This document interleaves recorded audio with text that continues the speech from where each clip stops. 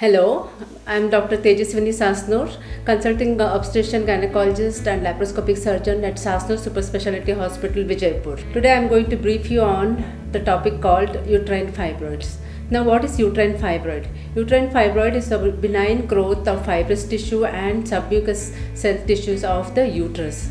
So, it is commonly seen in the reproductive age group of 30 years to 50 years, but rarely it can be seen before 30 years and after 50 years of age also. Now, what are the causes which causes fibroid uterus? So, exact cause is not known, but it is mainly attributed to hereditary and hormonal factors. Hereditary, if suppose a lady is diagnosed with fibroid uterus, most likely that her mother, her sister, her cousins might also have a fibroid in her uterus. This is because there is something called insulin-like growth factor hormones receptor which are more in their uterus. Second and most common factor is hormones. Hormone is the estrogen. Uterine fibroid is known to grow in the presence of estrogen hormone. So it is mostly commonly seen in reproductive age group. Unopposed use of estrogen, early menarche, late menopause, late age of conceptions, fewer number of children, shorter period of lactation, these all contribute to development of fibroid in uterus. Also sedentary lifestyle, obesity and unhealthy eating habits also can cause uterine fibroids.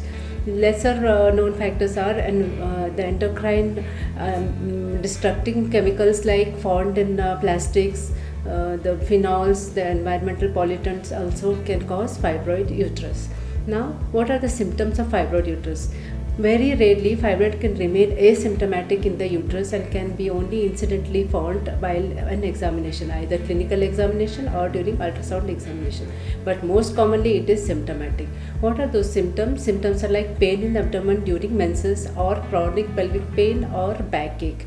And most common symptom is menorrhagia, that is heavy menstrual bleeding during her menstrual period and intermenstrual bleeding.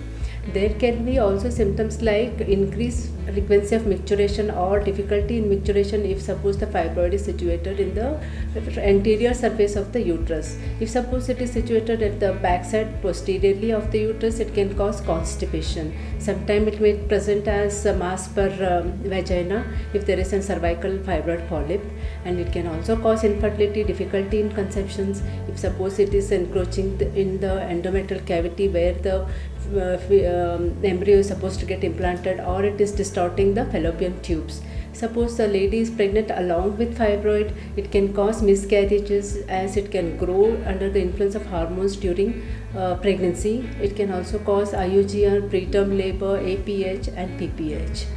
Now coming to the diagnosing modalities, how to diagnose a fibroid uterus. Fibroid can be diagnosed by clinical examination by the treating doctors, or it can also be diagnosed by two modalities like imaging modalities, ultrasound and MRI. Obviously, ultrasound is widely available and cost effective, hence it is the most preferred way of diagnosing fibroid uterus. So ultrasound can tell you what is the size of the uterus, how many there are number, and where it is located, whether it is located in the cavity when it is called as submucous fibroid. If it is in the body of the uterus, it is called as intramural fibroid. Suppose if it is situated superficially, then it is called as subserous fibroid. Then whether there is any degeneration into the fibroid, all this can be made out on ultrasound sonography. Now, how to treat this fibroid? A symptomatic fibroid which is less than 5 cm size can be left alone.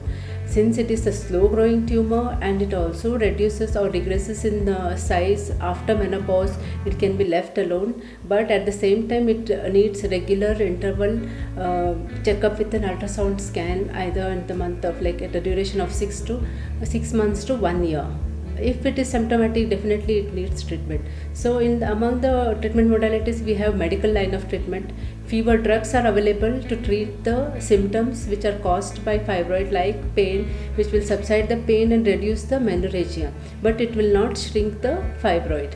And these tablets have their own side effects, hence they cannot be used beyond certain period of time like 3 to 6 months. And once you stop the medications, again they will start growing slowly in size. Next modality of treatment is like uterine artery embolization, where a catheter is passed through the femoral vessels and the feeding vessels to the fibroid are blocked, and hence it shrinks the fibroid.